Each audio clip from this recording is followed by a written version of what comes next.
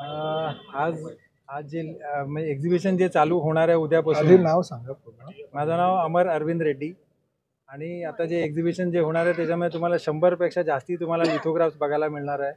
त्याच्यामध्ये रवी वर्माच्या प्रेसमधनं जे निघालेली सगळ्यात पहिली प्रिंट आहे 1894ची, ती सुद्धा आहे. तुम्हाला जवळपास 4-5 प्रकारचे वेगळ्या लक्ष्मी आपण साधारणतः एकच लक्ष्मी बघतो, पण अशा 4-5 वेगळ्या व्हरायटीच्या लक्ष्मीज आहेत. 2-4 व्हरायटीच्या सरस्वती आहेत. आवर्जून बघा, कारण खूप वेगळ्या पद्धतीमध्ये आहे. आपल्याला म्हणजे ठराविकच जे माहिती आहे त्या ठराविक माहितीपेक्षा हे त्याच्या पलीकडे आहे आणि प्रत्येक लिथो एक वेगळी स्टोरी सांगेल आपल्याला.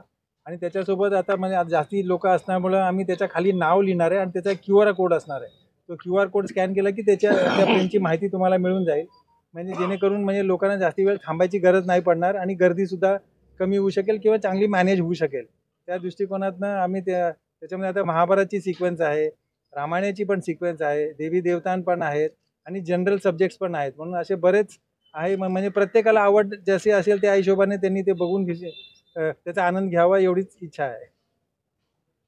सर्वप्रथम मी आमचे रेड्डी साहेबांचं मनापासून आभार व्यक्त करतो, कारण असे कलावंत आपल्या ठाण्यातील ह्या संस्कृती आर्ट फेस्टिवलमध्ये भेट देतात. त्यांचे जे काही कलादालन आहे त्या कलादालनाला आपण प्राधान्य देतो. आमचे रेड्डी साहेबांचा अजून दुसरा परिचय म्हणजे ठाण्याचे जिल्हाधिकारी अरविंद रेड्डी होते. त्यांचे हे चिरंजीव आणि कलेवर प्रेम करणारे अशी ही मंडळी, आणि त्यांचं आर्ट गॅलरीच्या माध्यमातून जे प्रदर्शन फ्रेम्स आपण ठेवतोय किंवा ती राजा रवी व्यास या नावानं जे एक देशामध्ये एक ब्रँड झालेला आहे, त्या ब्रँडची जी प्रदर्शनी आहे म्हणजे त्यात रामायण, महाभारत, शंकराच्या म्हणजे मिशीवाले शंकर वगैरे आपण फार कमी प्रमाणामध्ये बघायला मिळतं. किंवा आत्ताचे सिनियर सिटीजन्स ज्यावेळेस शाळेमध्ये होते तेव्हा शाळेमध्ये प्रवेश केल्या सरस्वतीची एक मोठी तस्वीर आपल्याला मिळायची आणि दिसून यायची. त्या सरस्वतीचं दर्शन घेतल्यानंतरच आपण अभ्यासाला सुरुवात करायचं, असं आत्तापर्यंत चालत आलेली ती सरस्वतीची फ्रेम.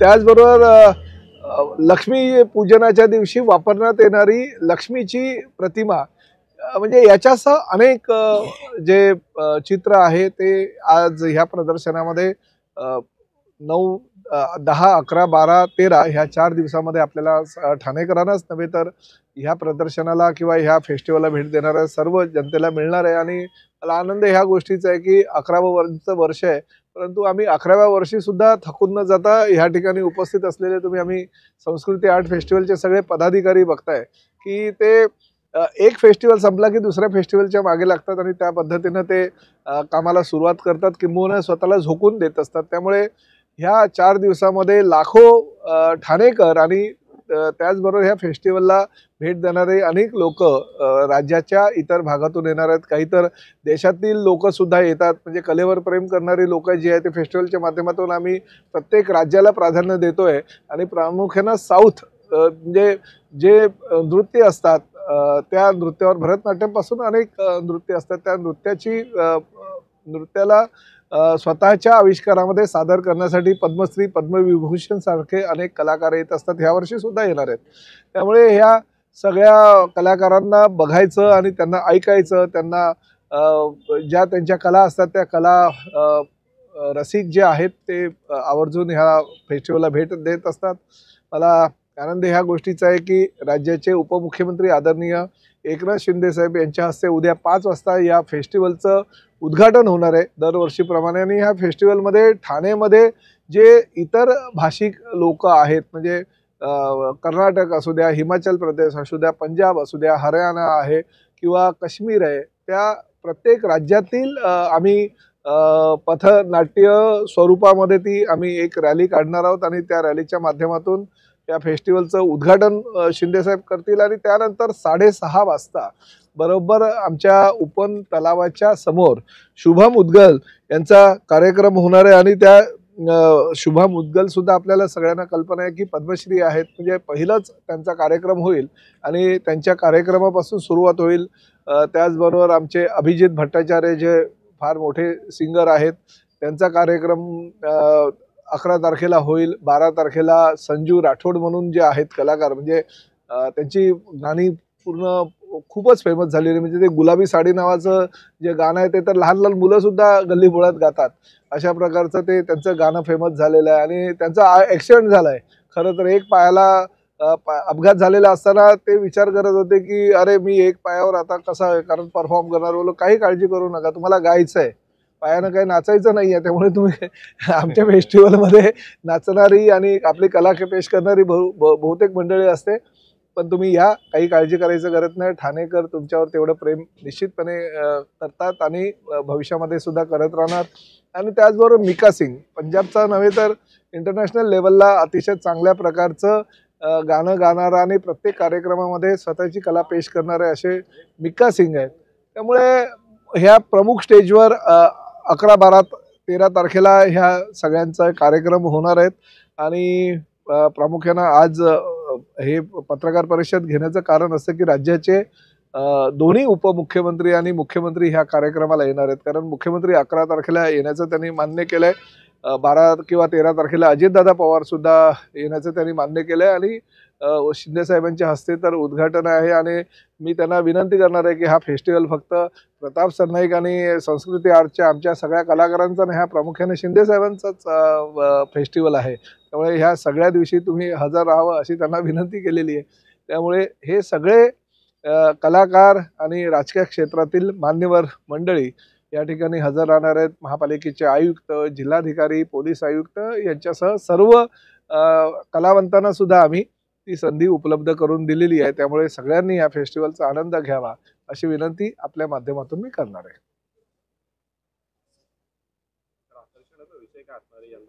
हे सगळं ही 100 म्हणजे 1894 सालची पहिली फ्रेम, म्हणजे भारतीय स्वातंत्र्याच्या अगोदरच्या सगळ्या ह्या फ्रेम आहेत. या ठिकाणी ज्या आता रेड्डी साहेबांनी सांगितलं, ह्या सगळ्या फ्रेम्स स्वातंत्र्यपूर्व काळातील आहेत. त्यामुळे आजच्या तरुणांना, आजच्या युवकांना, आजच्या लहान मुलांना सुद्धा अरे भारतीय स्वातंत्र्यापूर्वीच्या ह्या फ्रेम आणि त्या ओरिजिनल फ्रेम्स आहेत.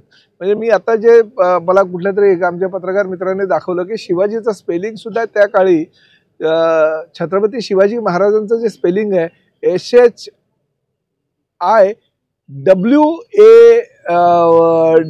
असं अशा प्रकारचं असायचं. तर तेही त्यांनी मला सांगितलं. मी विचारलं त्यांना कुतूहलाने की असं कसं स्पेलिंग, तर म्हणजे त्यावेळेस असं स्पेलिंग असायचं. त्यामुळे ह्या सगळ्या गोष्टी आपल्याला एक आकर्षणाचं केंद्रच असं म्हणावं लागेल. कारण एवढ्या जुन्या फ्रेम्स आपल्याला आज बघायला मिळतात. म्हणजे आता 1994 म्हणजे जवळजवळ 130 वर्षापूर्वीच्या फ्रेम्स आहेत. म्हणजे ह्या सगळ्या प्रदर्शनामध्ये आपल्याला ह्या अशा गोष्टी सगळ्या आवर्जून बघायला मिळतील. पहिलाच कार्यक्रम जो होता 11 वर्षापूर्वीचा, ते झाकीर हुसेन यांच्या तबला वादनानं कार्यक्रम तो झाला होता. त्यांना आदरांजली, आम्ही श्रद्धांजली अर्पण तर करणारच आहोत, परंतु तरंग स्टेजवर आम्ही तशा प्रकारचा कार्यक्रम त्यांना श्रद्धांजली वाहण्याच्या हेतूने करणार. मुख्यमंत्री 11 तारखेला किती वाजता येणार आहेत, काय कार्यक्रम? संध्याकाळी त्यांना सांगितलं तुमचा आवडता गायक कोणता, त्यांनी सांगितलं अभिजित भट्टाचार्य. किती तारखेला असं मला विचारलं, तर मी सांगितलं अभिजित भट्टाचार्य 11 तारखेला त्यांचा कार्यक्रम आहे. संध्याकाळी 7 ते 10च्या दरम्यान तुम्ही केव्हा या, तर ते येतील. आता गेल्या वेळेस 2 वर्षापूर्वी ते आलेले, त्यावेळेस ते मैथिली ठाकूरचा कार्यक्रम होता. जवळजवळ 2-2.5 तास बसले होते. कारण गायनावर त्यांचं विशेष प्रेम आणि त्यांना म्हणजे मुख्यमंत्र्यांना तर जवळजवळ 200-250 गाणी तर तोंडपाठ आहेत. म्हणजे तुमच्यासारख्या काही सिनियर पत्रकारांनी मागणी केली की एखादा गाणं गाऊनच दाखवा. तर मी पण तुमच्या वतीने बोलेन की बाबा जरा तुम्ही सुद्धा.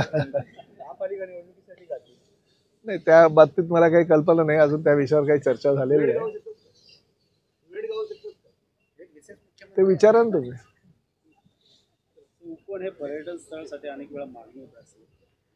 नाही, पर्यटन स्थळाची मागणी करायची गरज नाही. उपवन हे आकर्षणाचं केंद्र आणि पर्यटन केंद्र म्हणून ठाणेकरांना आहे. आपल्याला पर्यटन स्थळ करून अजून त्याच्यामध्ये गजबज वाढवायची पण नाही आहे. पर्यटन स्थळाची काही गरज नाही आहे, कारण हे ठाण्याचं सौंदर्य आहे आणि असं सौंदर्य कुठेच नाही आहे. मी उपवन आर्ट फेस्टिवल आम्हाला 50% सांगतो की आम्ही ह्या 50%मध्ये सहभागी आहोत, की आम्ही मेहनत केल्यामुळे हा आर्ट फेस्टिवल एवढा वर गेलेला आहे.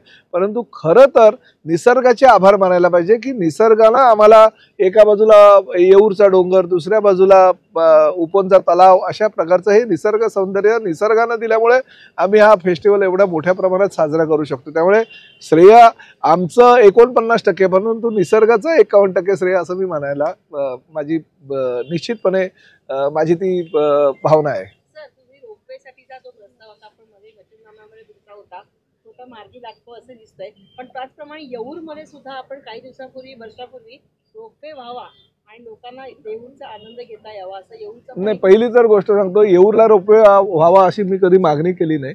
येऊर हे पर्यटन स्थळ विकसित होत असताना येऊरला एक रिझर्वेशनची लँड आहे, त्या म्हणजे ती फॉरेस्टची आहे आणि त्या रिझर्वेशनच्या लँडवर येऊरचं जे सौंदर्य आहे आणि येऊरची आदिवासींची जी संस्कृती आहे ती संस्कृती सर्वसामान्य जनतेला कळावी यासाठी त्या ठिकाणी त्या पर्यटन स्थळ निश्चित करण्यासाठी किंवा दाखवण्यासाठी एक चांगली वास्तू असावी आणि जवळजवळ 5 कोटी रुपये त्या वास्तूसाठी आपण मंजुरी केलेली आहे. परंतु फॉरेस्टच्या काही अडचणींमुळे ते प्रकरण आता नागपूरला प्रलंबित आहे, परंतु आता फॉलोअप करून मी लवकर ती मंजुरी आणेल. नितीन गडकरींची भेट घेतलेली आहे, नवीन उपक्रम येणार आहे, वाहतुकीमध्ये बदल होऊ शकतो. नाही बघा, आम्ही या ठिकाणी बसलेलो आहोत सगळे, आता आर्ट रिलेटेड सगळी लोक ह्या ठिकाणी आहे. मी तर राजकीय क्षेत्रामध्ये गेले 30 वर्षापासून लोकप्रतिनिधी म्हणून काम करतोय. एकनाथ शिंदे साहेबांचं एक स्वप्न आहे की ह्या ठाणे जिल्हाच नव्हे तर MMR क्षेत्र हे भविष्यामध्ये जी वाहतूक कोंडी ह्या MMR क्षेत्रामध्ये होती ती भविष्यात होता कामा नये, म्हणून शिंदे साहेबांनी अनेक प्रकल्प, कोस्टल रोड असू द्या किंवा बोरिवली ठाणेचा टिकुजीनीवाडीचा जो टनल असू द्या किंवा आत्ताच निविदा प्रक्रिया पार पडलेला जो आमचा गायमुख चौपाटीपासून पूर्ण फाउंटन हॉटेलपर्यंतचा टनल असू द्या किंवा पुढचा एलिव्हेटेड रस्ता असू द्या, असे सगळे प्रकल्प आम्ही मार्गी आणतोय. परंतु ही काळाची गरज आहे. भविष्यामध्ये MMR क्षेत्र अजूनही फार मोठं झपाट्यानं वाढतंय. तुम्हाला लोकसंख्येचा जर आलेख बघायला गेलो तर गेल्या 15 ते 20 वर्षामध्ये ही लोकसंख्या जवळजवळ दुपटीनं झालेली आहे आणि त्यामुळे डेव्हलपमेंट ही काळाची गरज आहे. रोपवेचा हा पर्याय आहे. रोपवे बस आतापर्यंत रोपवे ही फक्त पर्यटन स्थळामध्ये एका डोंगरावरून दुसऱ्या डोंगरावर, एका समुद्र किनाऱ्यावरून दुसऱ्या समुद्र किनाऱ्यावर किंवा एका बर्फाच्या डोंगरापासून दुसऱ्या बर्फाच्या डोंगरापर्यंत स्वित्झर्लंडला वगैरे जसं असतं त्या पद्धतीच्या ह्या कल्पना होत्या. परंतु आता ही रोपवे जी केबल कारच्या माध्यमातून जर तुम्ही टॅक्सी सर्व्हिस चालू केली, प्रवासी वाहतूक जर चालू केली तर भविष्यामध्ये जमिनीवरचा जो भार आहे तो हवेमध्ये जाईल. म्हणजे जेणेकरून हवाई बस किंवा हवाई वाहतूक असं म्हणायला हरकत नाही. मेट्रो ज्या पद्धतीने आपण MMR क्षेत्रामध्ये प्रत्येक ठिकाणी नेतोय तशाच पद्धतीने ही रोपवेची वाहतूक जर प्रत्येक ठिकाणी नेली तर त्याचा भविष्यातील येणाऱ्या पिढीला फायदा होईल. हे प्रकल्प जे आहे ते आम्ही आमच्यासाठी नाही परंतु येणाऱ्या पिढीसाठी हे प्रत्यक्षात उतरवतोय आणि माननीय नितीन गडकरी साहेबांचे आणि राज्याचे मुख्यमंत्री आणि उपमुख्यमंत्र्यांचे मी मनापासून आभार मानतो की मी जेव्हा प्रस्ताव केंद्राला सादर करायला गेलो तत्पूर्वी मी मुख्यमंत्री आणि उपमुख्यमंत्र्यांची परवानगी घेतली आणि त्यांनी ह्या प्रकल्पाला खरोखर मान्यता दिली, म्हणून मी गडकरी साहेबांकडे प्रेझेंटेशन देऊ शकलो. आणि मला आनंद ह्या गोष्टीचा आहे की मी गडकरी साहेबांना माझे डेव्हलपमेंटच्या बाबतीत आयडॉल मानतो की ते राज्याचे PWD आणि MSRDCचे मंत्री असताना ज्या पद्धतीनं ठाण्यामध्ये त्यांनी नितीन कास्टिंगचा उड्डाणपूल असू द्या किंवा मुंबईतले 56 उड्डाणपूल असू द्या हे आणि मुंबई ते पुणे जी सर्व्हिस त्यांनी दिली ह्या रस्त्याच्या माध्यमातून एक्सप्रेसवे, तर ही त्यांच्या काळातील 1995 ते 2000च्या काळामध्ये झालेली डेव्हलपमेंट आहे. आणि त्यामुळे आता वाहतुकीवर जो ताण पडायला हवा होता त्यापेक्षा कमी ताण पडतोय. आणि मी जेव्हा प्रस्ताव त्यांच्याकडे सादर केला तेव्हा खरोखर त्यांनाही ह्या गोष्टीचा आनंद वाटला आणि त्यांनी सांगितलं की ही काळाची गरज आहे, आपल्याला प्रताप करायला हवं. आणि ताबडतोब मी त्यांना प्रस्ताव दिल्या त्यांनी ते माझं प्रेझेंटेशन बघितलं. त्यांचे जे प्रधान सचिव आहेत वाहतूक खात्याचे त्यांना ताबडतोब सांगितलं, त्यांनी लिहून दिलं की बाबा ताबडतोब तुम्ही हा प्रस्ताव मार्गी लावा. म्हणजे आता आपण रोपवेचा प्रस्ताव MMR क्षेत्रामध्ये कुठल्या कुठल्या जागी करू शकतो आणि कुठे कुठे ते रोपवे, कारण काय होतं की मेट्रो आपण U-टर्न मध्ये फिरू शकतो, L मध्ये फिरू शकतो, परंतु रोपवे आपल्याला सरळच न्यावा लागतो. म्हणजे रोपवेचा जो मार्ग आहे तो असे केबल असल्या कारणानं वळवू शकत नाही आपण ज्या ठिकाणी स्ट्रेट मार्ग तुम्हाला मिळेल त्या स्ट्रेट मार्गावरच आपण रोपवे नेऊ शकतो. दुसरं एक महत्त्वाचा अडसर म्हणजे ह्या सगळ्या MMR क्षेत्रामध्ये उंच उंच इमारती आहेत. ते उंच इमारतींवरून आपण घेऊन जाऊ शकत नाही किंवा काही छोट्या इमारती असेल त्याच्यावर घेऊन जाऊ शकत नाही, कारण भविष्यामध्ये रिडेव्हलपमेंट वगैरे होताना त्यांना अडचण निर्माण होऊ शकेल. एक खाडी किनारा, समुद्र किनारा किंवा नॅशनल पार्क, ह्या तुंगारेश्वर आणि संजय गांधी नॅशनल पार्क किंवा नॅशनल हायवे ह्या परिसरातूनच आपण रोपवे नेऊ शकतो. त्यासाठी सर्वेक्षण करायची एजन्सी म्हणजे DPR बनवण्याचे त्यांनी आदेश दिलेले आहे, जेणेकरून DPR बनेल आणि DPR बनवल्यानंतर कुठल्या संस्थेनं हे काम करावं हे निश्चित होईल आणि त्या माध्यमातून एकतर BOT तत्वावर किंवा मग केंद्र आणि राज्य शासनाच्या आर्थिक जे पाठबळ आहे त्यातून हा प्रकल्प राबवण्यात यावा असं त्यांचंही मत ठरलं. त्यांनी तर मला एक सूचना केली, अरे आपण असं करू शकतो का की अटल सेतू आहे किंवा कोस्टल रोड आहे, ह्या कोस्टल रोडमध्ये आपण ऑलरेडी कॉलम पोझिशन निश्चित केलेली आहे, ते जमिनीखाली गेलेले आहेत, हेवी कॉलम्स आहेत, चांगले बीम्स त्यावर दिलेले आहेत आणि अटल सेतूमध्ये जर आपण पॅरलल त्याच अटल सेतूच्या कॉलमवर आपण केबल नेली तर कार नेली तर चालू शकेल का, किंवा आपण जो नरिमन पॉईंट पासून पूर्ण पुढे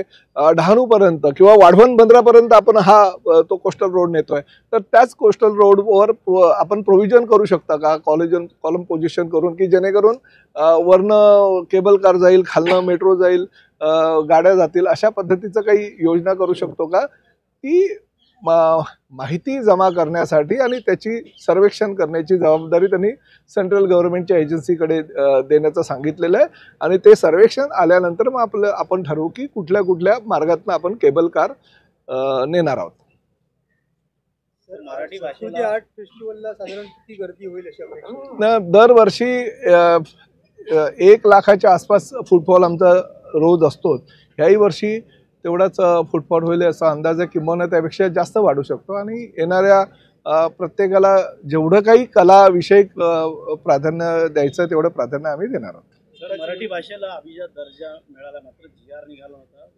नाही, मराठी भाषेला आता संस्कृती संस्काराचे धडे मंत्र्यांना देणं गरजेचं आहे. संजय राऊतांकडनं आम्ही भरपूर काही धडे गेल्या अनेक वर्षापासून घेतलेले आहेत. त्याचंच म्हणजे आम्ही माहिती सर्वसामान्य जनतेला देत आहोत. याचं कारण असं आहे की आजपर्यंत काँग्रेसच्या काळामध्ये ज्या काँग्रेसबरोबर शिवसेनेनं आता महाविकास आघाडी स्थापन केली होती, त्या काँग्रेसकडे सर्वसामान्य मराठी माणूस आशेनं बघत होता की मराठी भाषेला अभिजात भाषेचा दर्जा द्यावा.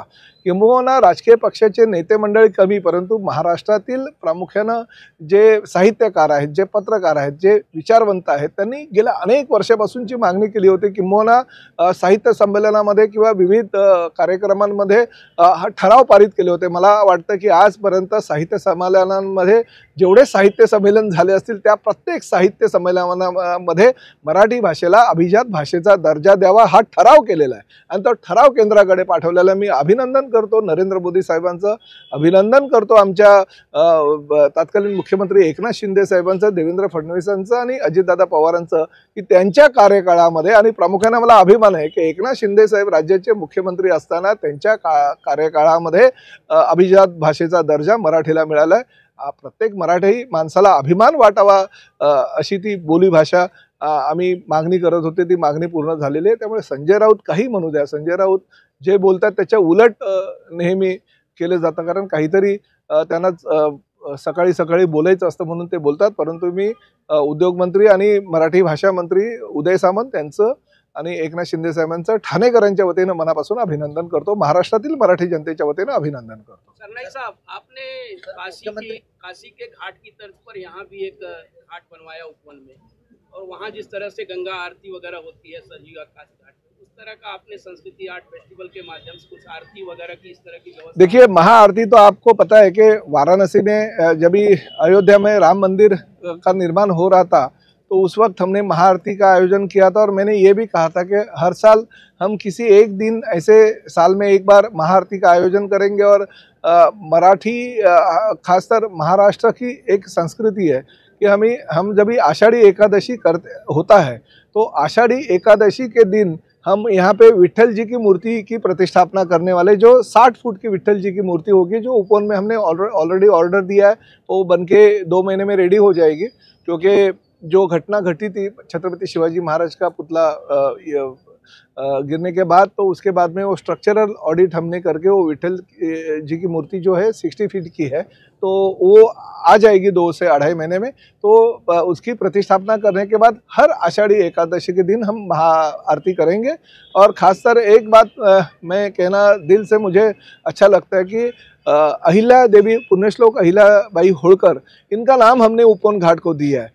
और कुछ ऐसी चीज़ें हैं जो हमें बाद में भी पता चला, और आप लोगों को भी पता, आप तो खास उत्तर प्रदेश से हो, इसलिए आपको कहता हूँ कि बनारस घाट का निर्माण भी अहिल्याबाई होळकर जी ने किया है। तो राज्य के ये खाली राज्य में नहीं हमारी अहिल्याबाई होळकर परिचित थी, बल्कि देश की विभिन्न जगहों पे जहाँ पे घाट बनाया जाता है, जहाँ पे मंदिर बड़े बड़े पत्थर के बनाए जाते हैं, वो अहिल्या देवी होळकर जी ने बनाया। तो मैं खुशनसीब हूँ कि उनका नाम मैं उपवन घाट को मैं दे पाया, और उनकी तरह हम आगे भी ऐसे ही घाट भविष्य में बनाते रहेंगे, क्योंकि ये घाट भी हमने बनारस घाट के धरती पे ही बनाया है।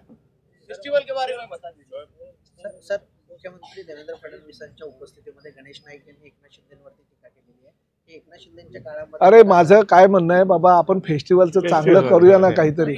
हाँ, हिंदी में हम बताएंगे कि कल आदरणीय उप मुख्यमंत्री एकनाथ शिंदे जी के शुभ हाथों से हम ये फेस्टिवल का उद्घाटन करेंगे शाम को 5 बजे।